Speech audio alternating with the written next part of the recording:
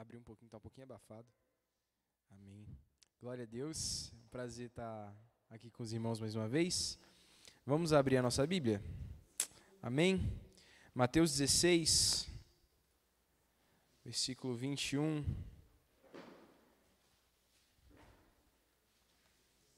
Mateus 16, 21. Eu achei legal que na hora que meu pai foi falar do Ministério Dorcas, ele pegou no meu ombro, por alguma razão. Não entendi.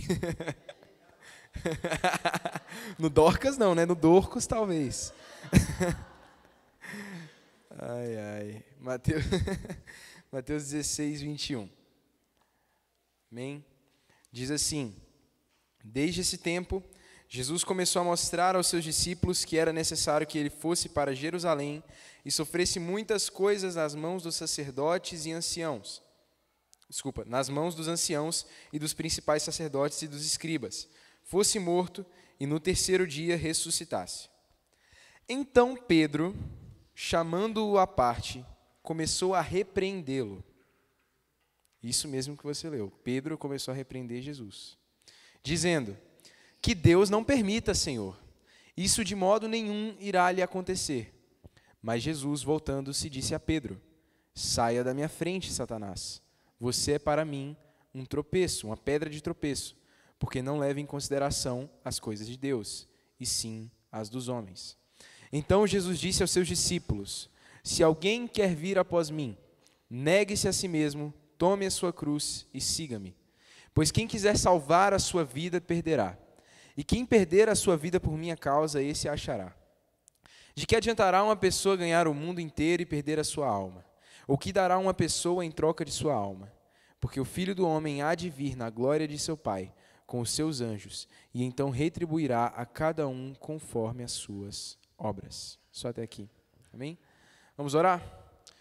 Senhor Jesus, Tu que falas à Tua igreja, antes de qualquer pregador, é o Senhor que ministra a Tua igreja através do Teu Espírito Santo. Eu peço que o Senhor faça a Tua voz ecoar hoje, nessa noite.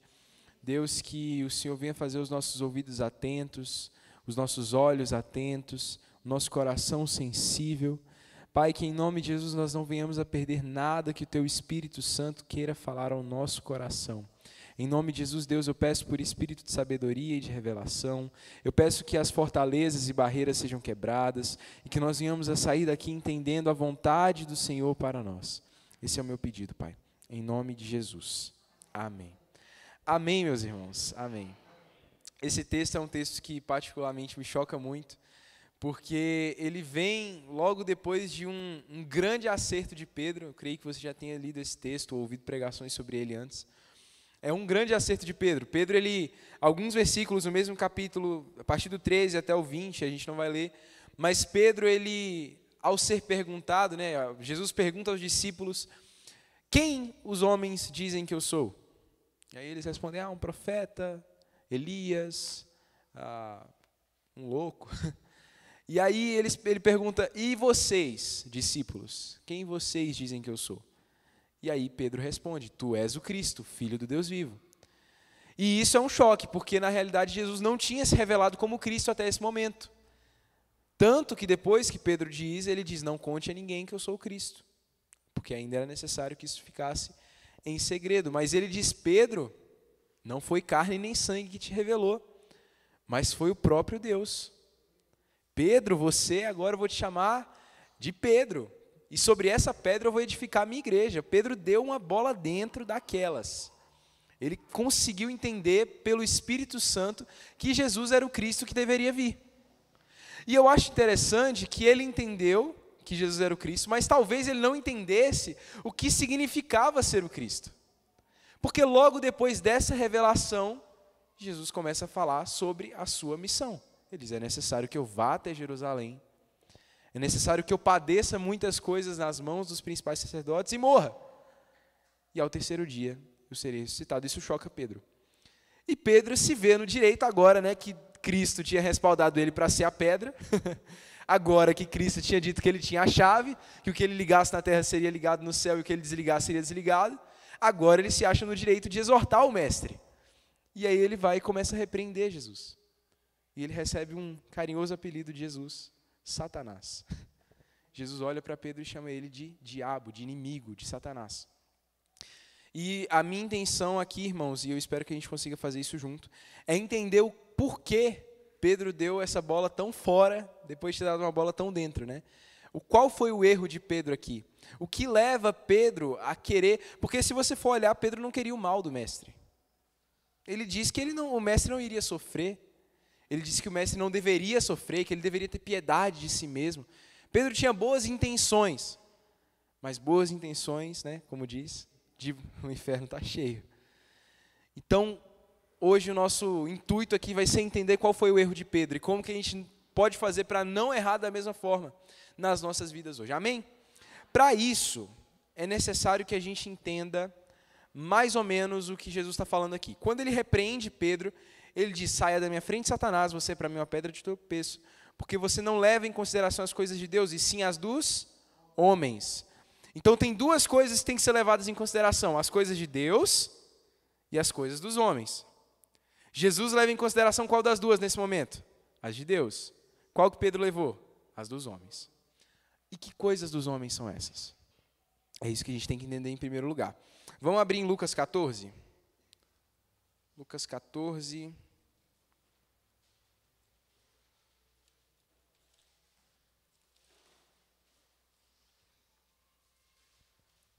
versículo 18.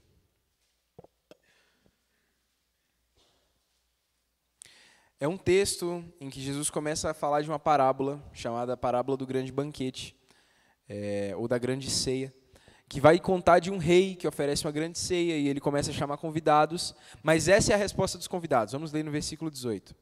Mas todos eles, um por um, começaram a apresentar desculpas. O primeiro disse: comprei um campo e preciso ir vê-lo. Peço que me desculpe, não posso ir à ceia. Outro disse: comprei 5 juntas de bois e vou experimentá-las. Peço que me desculpe. E outro disse: casei-me e por isso não posso ir. Mais um texto aqui, gente, Lucas 17, falando no mesmo ensejo, no mesmo sentido. Lucas 17, no versículo 26.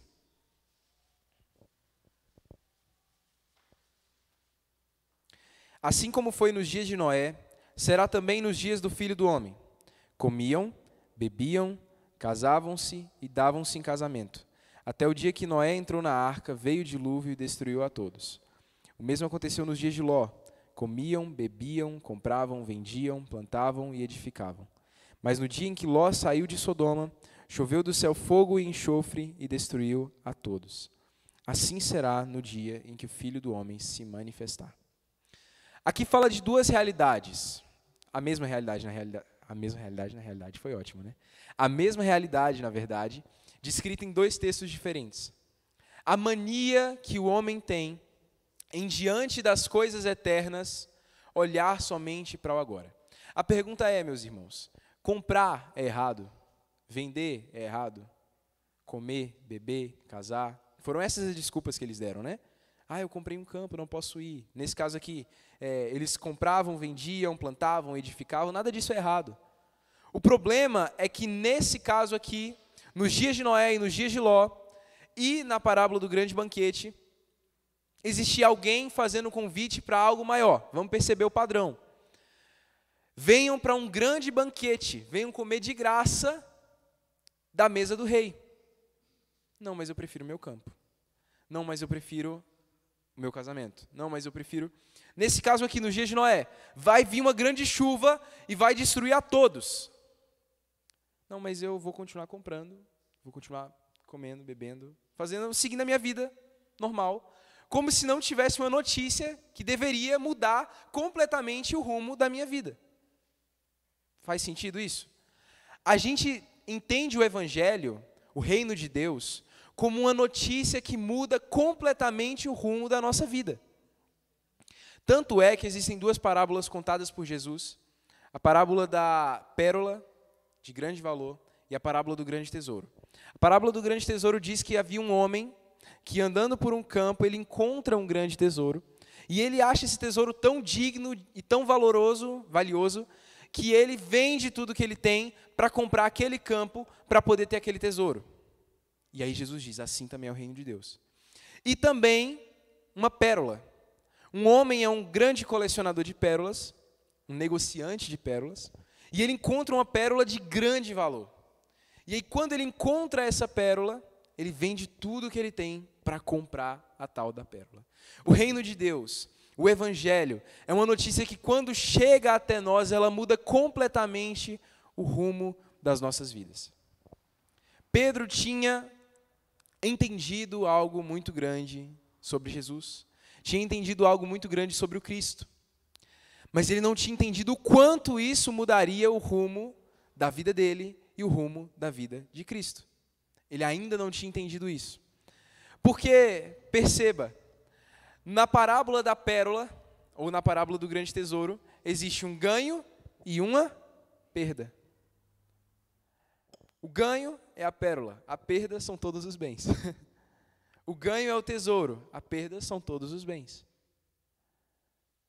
Existe um ganho e uma perda. Agora, o ganho é incomparavelmente melhor. A gente entende isso.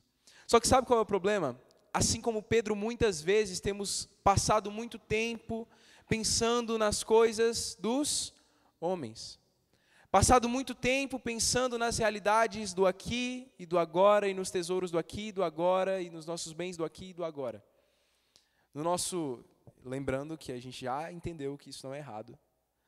Na nossa comida, na nossa bebida, no nosso casamento, nos nossos negócios.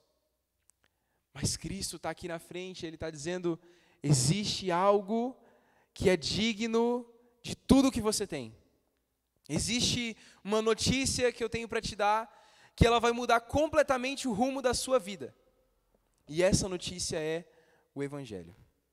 O Evangelho, ele vem para mudar completamente o rumo da vida do homem. O Evangelho que, se a gente abrir lá em Mateus, no capítulo 4, no versículo 23, se você quiser correr comigo lá. Mateus 4, 23. Já foi ali.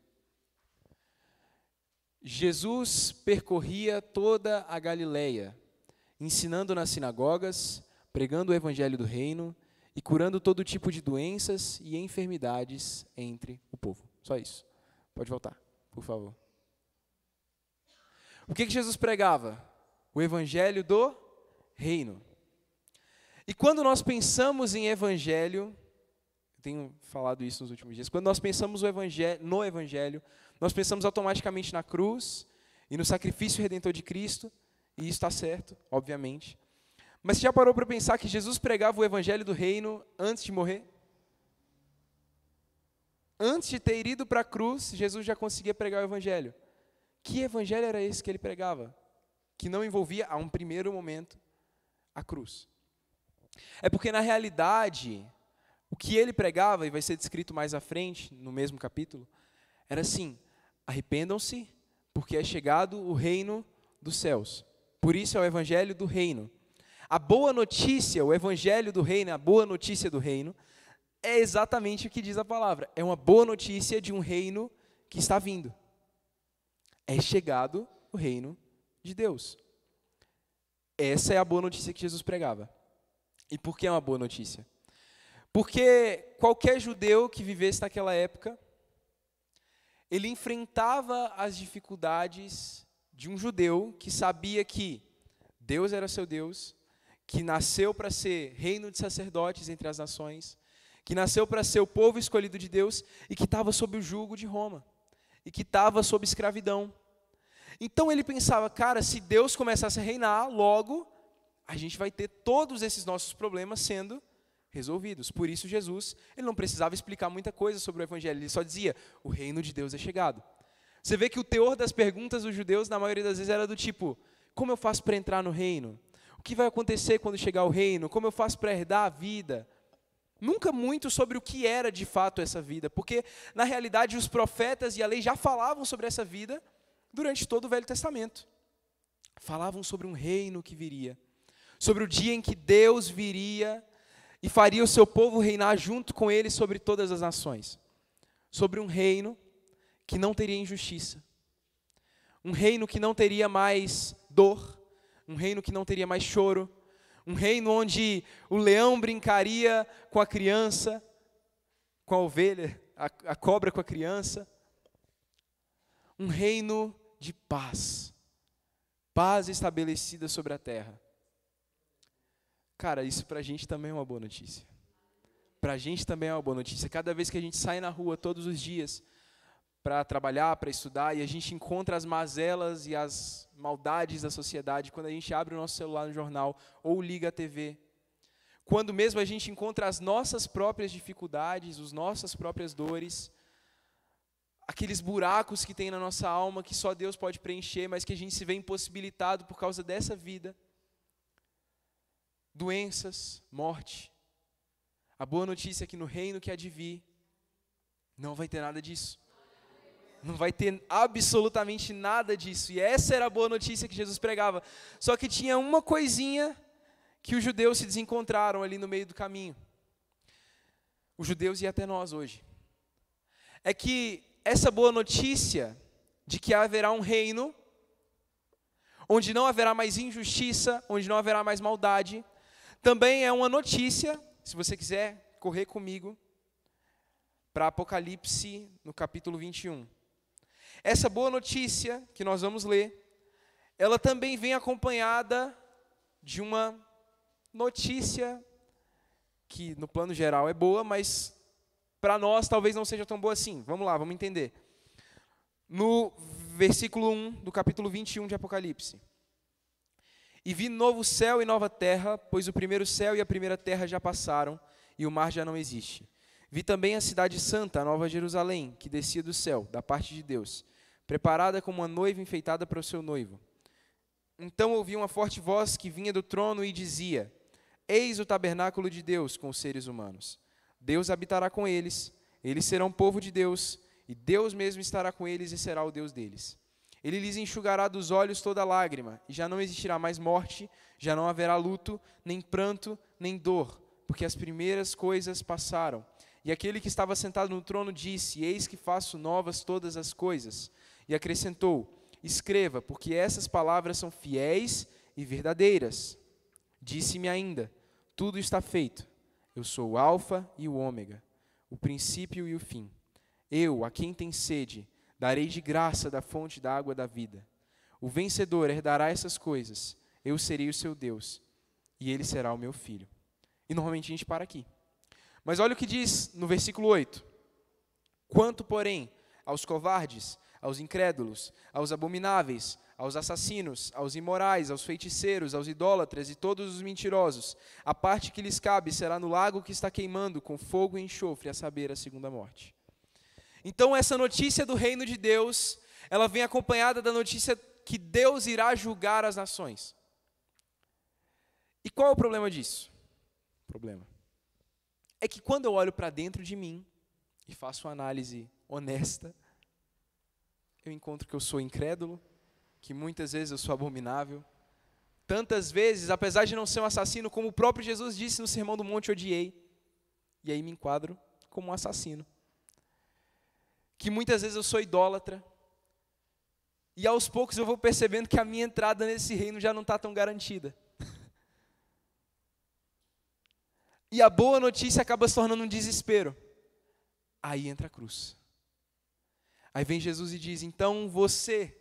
Por isso que Jesus, ao longo de todo o seu ministério, ele fazia questão de mudar o padrão, de elevar o padrão moral que os judeus eles viviam naquela época. Por quê? Porque muitos estavam enganados e tranquilos, achando que o pouco que eles obedeciam da lei era suficiente para salvá-los. E aí Jesus vem e bota o padrão lá em cima. Tanto que na parábola do jovem... Agora tudo é parábola, né?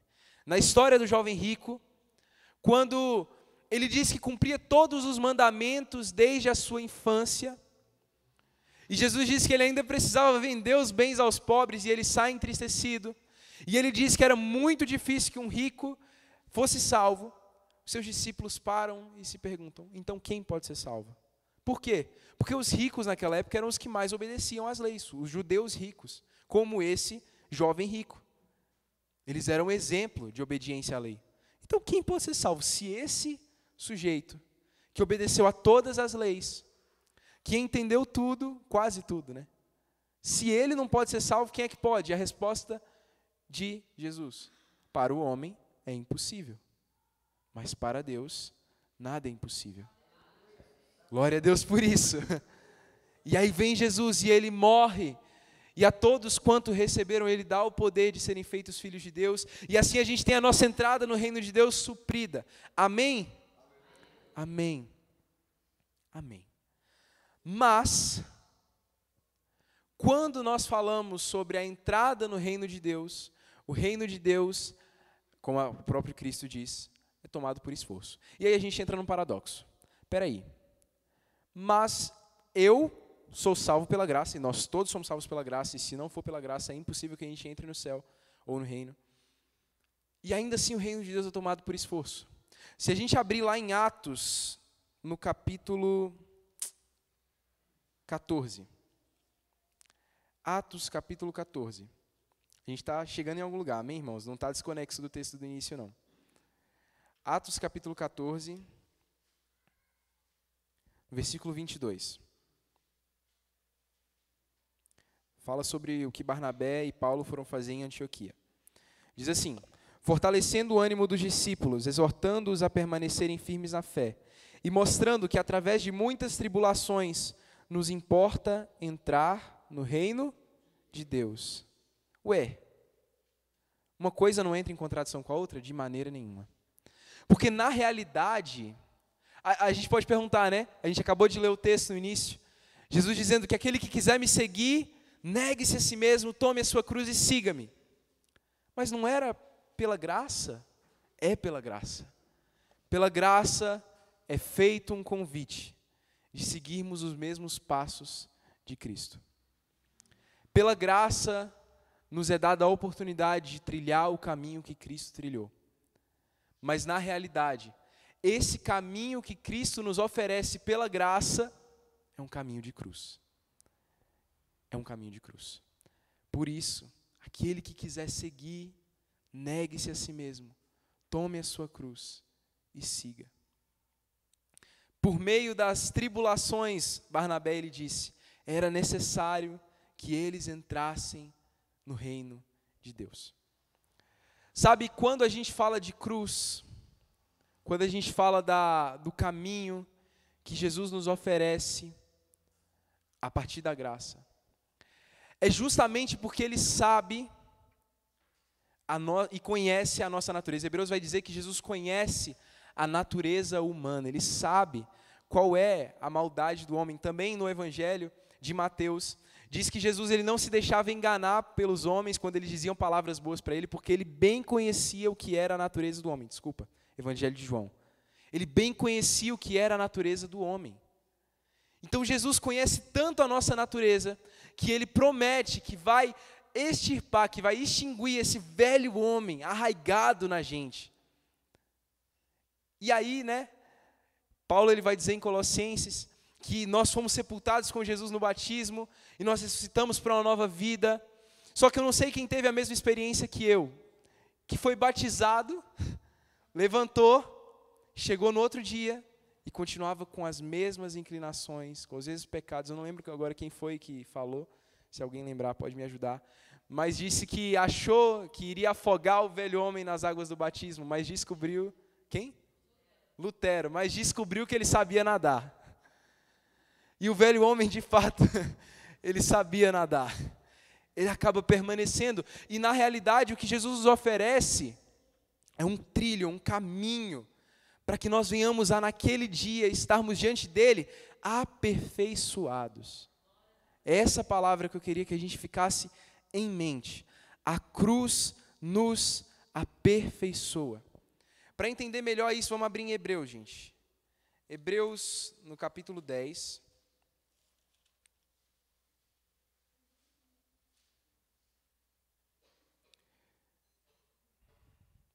Entender que uma coisa não entra em contradição com a outra. Nós somos 100% salvos pela graça e ainda assim precisamos 100% de um caminho de cruz para sermos santificados. Olha só, Hebreus 10, 14.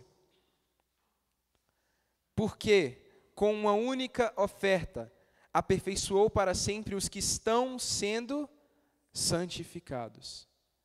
Então Cristo vem e de uma só vez Ele aperfeiçoa para sempre aqueles que estão no processo da santificação. Mas quão importante é esse processo? Tão importante, não precisa abrir, eu vou ler. Tão importante que o próprio Jesus passou por ele. Olha isso, não de santificação, Jesus era santo, amém? Mas de cruz, de passar e aprender a obediência. Olha o que diz em Hebreus 5, 7, não precisa abrir. Diz assim, ele, Jesus, nos dias da sua carne, tendo oferecido com forte clamor e lágrimas, orações e súplicas a quem o podia livrar da morte, foi ouvido por causa de sua reverência. Embora fosse filho, aprendeu a obediência pelas coisas que sofreu, e tendo sido aperfeiçoado, tornou-se o autor da salvação eterna para todos os que lhe obedecem. E Deus o ordenou sumo sacerdote. Jesus foi provado pelo sofrimento. Por isso ele diz a Pedro que era necessário que o Cristo padecesse e passasse por muitas coisas e sofresse na mão dos sacerdotes. Por quê? Porque por meio desse caminho é que se alcança a glória. Cristo estava pisando os primeiros passos, era o precursor de um caminho que todo cristão precisa passar, o caminho da cruz. E é um caminho oposto à natureza que a gente tem. O que Jesus diz? Aquele que quiser achar ou salvar a sua vida, vai perder. E aquele que por minha causa perder a sua vida, vai encontrar. É caminhar no sentido oposto do que a nossa natureza diz. E isso está em toda parte nos ensinos de Jesus. Quer um exemplo simples? Quando Jesus ele vai falar sobre riquezas, ou melhor, quando o mundo vai falar sobre riquezas, sobre a nossa forma de lidar com as riquezas, qual é a regra máxima? Quanto mais você tem, melhor. Acumule, guarde. Quem sabe você não vai precisar amanhã. Não é verdade? E isso não é errado. Amém? Investir não é errado. Mas qual é a máxima de Jesus? Filhinhos, filhos, né? É do agrado do Pai dar o reino a vocês. Lá em Lucas 12. É do agrado do Pai dar o reino a vocês. Por isso, vendam os seus bens e deem aos pobres. Antes disso, ele diz, vocês são muito mais preciosos do que os pardais dos céus. Vocês são muito mais preciosos do que as flores do campo. Por isso, busquem em primeiro lugar o reino de Deus. E essas coisas que vocês precisam vão ser acrescentadas. Mas qual que é a sua primeira prioridade? O reino de Deus. O que ele disse para o jovem rico? Gente, não estou dizendo que você tem que hoje vender todas as suas roupas, andar com uma sacolinha nas costas. Mas o que eu estou dizendo é que existe uma forma de lidar com o dinheiro no reino de Deus, que é o extremo oposto da forma como o mundo lida com o dinheiro. Não acumule. Coloque tesouro no céu, onde a traça não corrói, onde a traça não corrói, onde a ferrugem não corrói, onde o ladrão não rouba. Quando Jesus ele vai falar, por exemplo, de propulsionar o ego, todo mundo diz, né? Você tem que aparecer, você tem que se impor, você tem que ter uma autoimagem forte e bem firmada. E, gente, sim, ter uma autoestima é muito importante. Mas qual é a métrica do reino? O que João diz? Importa que ele cresça e que eu diminua. É o contrário do que a natureza humana quer. O que a gente quer, gente? A gente quer aparecer. A gente quer que as pessoas olhem para nós e achem a gente muito legal. A gente quer que as pessoas olhem para nós e vejam quanto que a gente sabe de algum assunto. E aí a gente começa, eu falo por mim mesmo, gente. Eu começo a falar e eu tenho uma habilidade de, com um pouquinho que eu sei sobre um assunto, eu começo a falar muito sobre ele. Meus pais sabem, né? Um pouquinho que eu sei sobre o assunto, eu já começo a falar sobre ele. E aí eu vejo a métrica do reino em Tiago. Vocês sejam rápidos para ouvir e tardios para falar. Todo mundo quer falar, todo mundo quer ser ouvido, todo mundo quer ter uma importância, uma voz, uma relevância. Sejam rápidos para ouvir, tardios para falar. Percebe que como ao longo de toda a Bíblia, nas pequenas coisas, a nossa natureza humana vai sendo quebrada. E isso é a obra da cruz. A obra da cruz, por um lado, é o Cristo crucificado que nos faz limpos, e por outro é a gente crucificado para que Cristo viva em nós. Vamos abrir em Gálatas 2?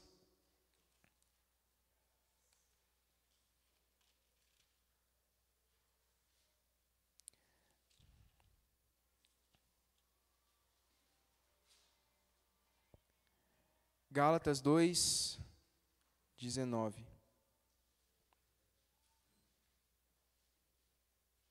Porque eu, mediante a própria lei, morri para a lei a fim de viver para Deus. Estou crucificado com Cristo. Logo, já não sou eu quem vive, mas Cristo vive em mim.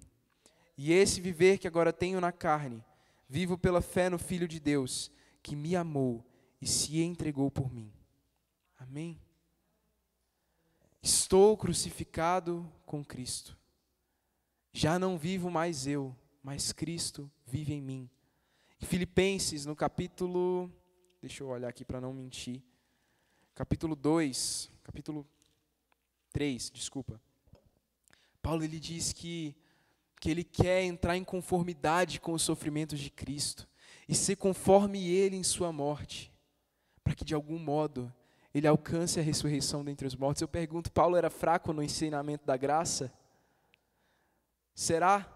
Então por que dessa forma ele diz que ele queria se tornar um com os sofrimentos de Cristo, ele queria se tornar um com Cristo na sua morte para alcançar a ressurreição?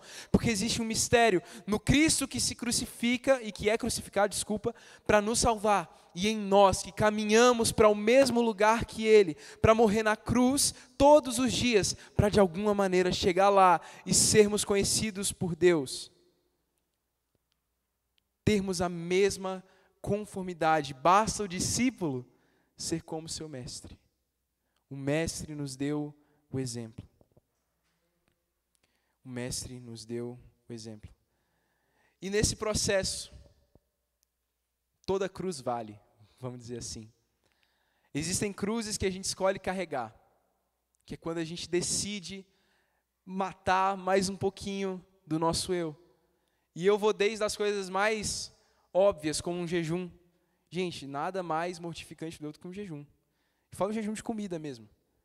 Cara, comer é comer. É comer. E aí você dizer assim, eu digo não, a coisa mais primordial do meu ser. Gente, jejum não é para comprar a Deus, para poder fazer Ele te atender de uma forma mais legal. Não, não é assim. O jejum é para te mortificar. Então você diz assim, eu digo não para a coisa mais primordial que eu tenho, que é o alimento, e digo sim para Deus. Até ficar calado na hora que você quer soltar aquele, entendeu? Também é uma cruz. Também é matar mais um pouquinho do nosso eu. Ou às vezes, falar aquilo que Deus está te pedindo para falar, na hora que o seu eu quer ficar calado, né? Porque acontece também. Acontece também, Deus ele fala, olha, aquela pessoa ali, você tem que falar isso, isso e isso. Ai, Deus, mas e se a pessoa achar ruim comigo, isso, não sei o quê, não sei o quê. Fala. Você vai estar rompendo mais um pouquinho. Orar é uma morte do eu. Cara, hoje eu, sendo bem sincero com os irmãos, hoje eu cheguei do trabalho em casa, estava sozinho, falei, não, estou sozinho, vou orar. Irmãos, que dificuldade que foi para orar. Deus do céu, parecia que não era o céu que estava de bronze, não, era o meu coração mesmo, porque, sabe quando não tem vontade nenhuma? Quando você se arrasta para o quarto para orar, praticamente? Quando você chega lá, não vem as palavras certas para você orar, você fala, Deus do céu, se o Senhor não me ajudar, é por isso que Paulo diz que a gente não sabe orar como convém. Porque se o Senhor não me ajudar a orar aqui, eu não vou conseguir orar, não. E aí vem o Espírito, claro, ele nos ajuda a gente na nossa fraqueza, e glória a Deus por isso. Mas na perseverança de entrar no quarto e falar, Deus, eu estou aqui, sem vontade, queria estar assistindo Netflix, mas eu estou aqui porque eu quero estar com o Senhor. E existem cruzes que o Espírito Santo, ou que Deus, na sua vontade, Ele nos permite passar. Ele nos permite viver, né? Que são as tribulações. que é o que Barnabé e Paulo falaram para Antioquia. Antioquia foi uma igreja que nos primeiros dias da sua existência, ela já começou sofrendo muita resistência. E Paulo e Barnabé, quando eles foram até Antioquia para encorajar, eles disseram assim: é necessário que por meio de muitas tribulações vocês consigam entrar no reino de Deus. Também em Tiago, se você quiser abrir comigo, correndo, Tiago 1, versículo 12. 1:12. Tiago 1:12. Amém. Vou ler aqui. Diz assim: bem-aventurado é aquele que suporta com perseverança a provação, porque depois de ter sido aprovado, receberá a coroa da vida, a qual o Senhor prometeu aos que o amam. Glória a Deus! Porque a tribulação que a gente passa, porque os sofrimentos que a gente enfrenta nessa vida, eles não são sem propósito. Eles não são, até os mais bestas, né? Se a gente pode dizer assim, se existe algum sofrimento besta. Eles têm um propósito. Eles produzem, né, as nossas leves e momentâneas tribulações. Elas produzem para nós um eterno peso de glória. Um eterno peso de glória. Sabe, em Romanos 12:12, se você quiser abrir, pode. A Bíblia diz assim: alegrem-se na esperança, suportem a tribulação, orai sem cessar. Essa talvez seja a tríade do que a gente deve fazer enquanto cristão. Porque tribulação é uma certeza, né? Meu pai ele disse que a gente não precisa procurar ela. Ela vem até nós. Então a tribulação é uma certeza. E quanto a ela, o que a gente tem que fazer? Suportar. Mas enquanto a gente suporta, existe uma alegria que está disponível para a gente, uma alegria que não é circunstancial, uma alegria que não tem a ver com o momento que a gente está vivendo, mas com a esperança que a gente tem. Qual é a esperança? Aquela que a gente falou lá no início: Ele enxugará dos olhos toda lágrima, e não haverá mais dor, nem pranto, porque as primeiras coisas já passaram. Existe uma esperança, e nessa esperança eu me alegro, porque ainda que essas tribulações elas existam, elas são leves e momentâneas, mas lá no final existe um eterno peso de glória preparado para mim. Então eu suporto a tribulação, mas é difícil, então o que eu faço? Eu oro sem cessar, porque na oração nós encontramos a força que a gente precisa para suportar essas tribulações, a fé que a gente precisa para se alegrar nessa esperança. Porque de fato, irmãos, tudo é uma questão de fé. Fé para ser curado, fé para sair da tribulação, não. Fé para no meio da tribulação ter a certeza de que Deus ainda está no controle, ter a certeza de que Ele tem um futuro reservado para nós, ainda que seja na eternidade. Olha o que diz em Hebreus, no capítulo 10, no versículo 34. Porque vocês não apenas se compadeceram dos encarcerados, mas também aceitaram com alegria a expoliação dos seus bens, porque sabiam que tinham um patrimônio superior e durável. Vocês aguardaram e suportaram com paciência a expoliação dos seus bens. Isso quer dizer que eles, pela fé, estavam tendo os seus bens tomados deles.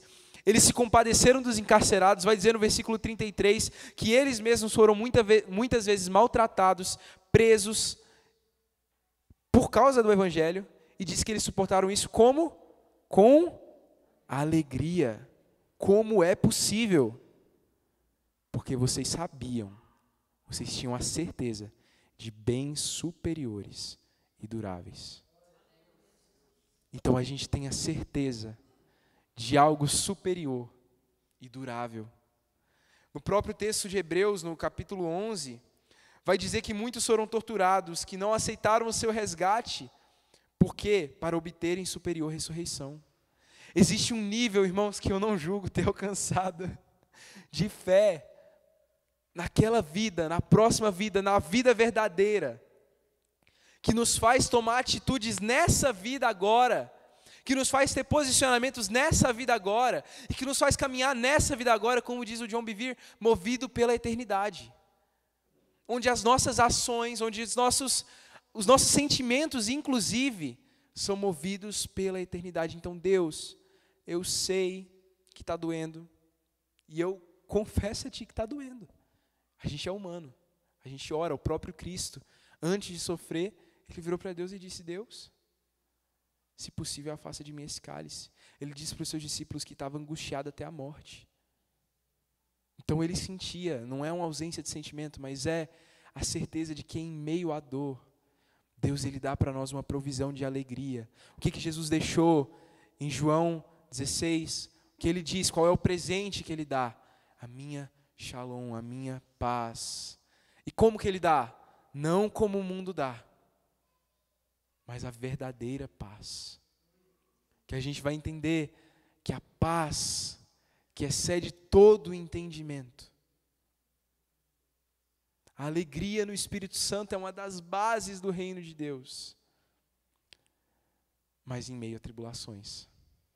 Em meio a tribulações. Deus nunca disse, né? O que Jesus disse? No mundo tereis aflições. Mas tende o quê? Bom ânimo. Bom ânimo. Por quê? Porque a gente sabe que Ele venceu. E se Ele venceu, nós também podemos vencer. Amém? Para terminar, eu coloquei o tema dessa mensagem, irmãos, de o diabo foge da cruz. Porque qual que é o apelido que Jesus dá para Pedro, né? Apelido não, né? O nome que Jesus chama Pedro quando ele é Satanás. E o que ele disse? Não, cruz não, esquece essa história. Deus tenha piedade de ti. O diabo foge da cruz, o diabo não gosta do sofrimento. A gente também não, mas a gente não foge. A gente enfrenta, a gente suporta. A gente sabe que Deus ele vai fazer com que esse sofrimento produza para nós um eterno peso de glória. Para terminar, Hebreus 13. Hebreus é uma carta escrita, meus irmãos, para judeus que tinham se convertido ao cristianismo e nessa conversão eles encontraram muitas dificuldades, tribulações e perseguições, porque eles abandonaram o judaísmo. Então eles eram excluídos de suas famílias, eles tinham seus bens espoliados muitas vezes, eles eram presos muitas vezes, eles eram expulsos de Israel muitas vezes, exilados. Então é nesse contexto de sofrimento que o autor vai escrever. E olha o que ele diz no versículo 12. Hebreus 13, 12. Por isso também Jesus, para santificar o povo, pelo seu próprio sangue, sofreu fora da cidade. Jesus sofreu fora da cidade. Ele está falando aqui de uma realidade. Vocês estão sendo mandados para fora da cidade.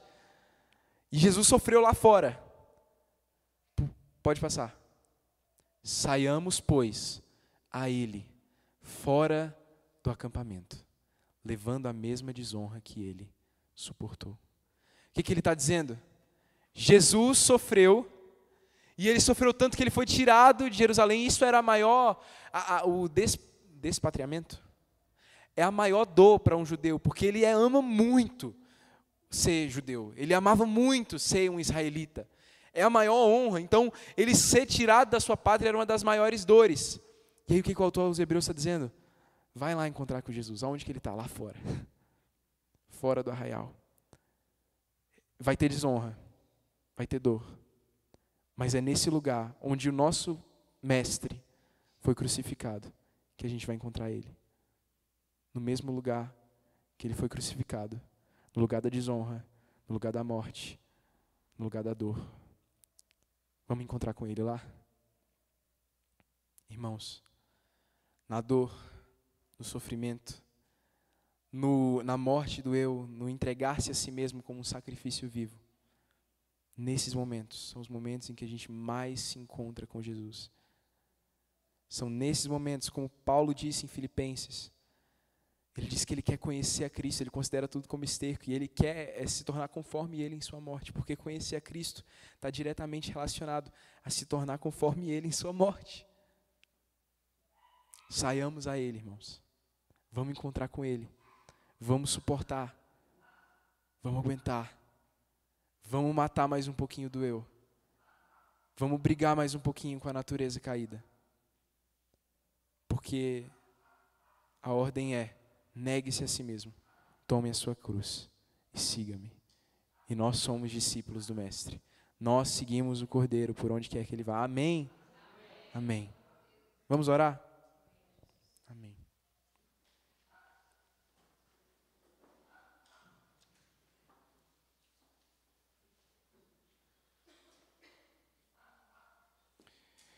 Ô Espírito Santo, o Senhor que é o Consolador, Deus, o Senhor conhece as lutas que cada um tem enfrentado aqui, o Senhor conhece as aflições de cada coração, o Senhor conhece as dores, o Senhor conhece também as batalhas que cada um tem travado contra o seu próprio eu, contra o seu próprio temperamento, suas próprias inclinações, contra os seus próprios pecados. Deus, mas nesse momento, nós queremos pedir, Pai, pedir ajuda. Deus, sabemos que o caminho não é fácil, mas queremos ser os seus discípulos. E por isso, Pai, tomamos a nossa cruz, negamos-nos a nós mesmos. Deus, como Paulo disse, queremos te conhecer. Então, se for necessário nos tornar conformes ao Senhor na sua morte, nos tornar semelhantes ao Senhor nos seus sofrimentos, amém, que assim seja, Pai. Porque queremos te conhecer mais, queremos entrar no reino. Eu peço, Senhor, que o Senhor nos sustente, que o Senhor, Deus, nunca deixe faltar da tua alegria, que o Senhor nunca deixe, que a tua alegria é a nossa força, Pai, então que o Senhor nunca deixe faltar a tua alegria, que a paz do Senhor venha guardar o nosso coração, e que em meio a todas essas tribulações nós venhamos a sair vitoriosos, tendo a Deus ganho a coroa da justiça por suportar essas muitas tribulações.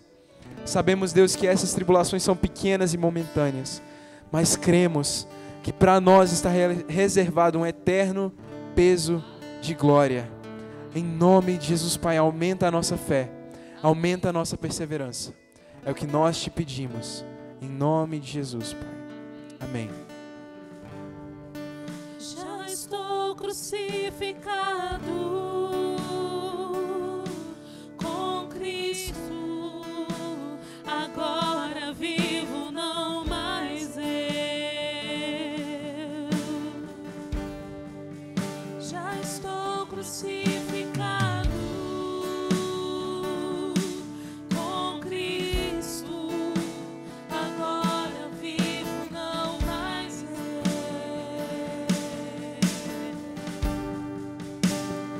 Cristo vive em mim, aleluia. Cristo vive em mim, aleluia. Cristo vive em mim, aleluia. Cristo vive em mim, aleluia.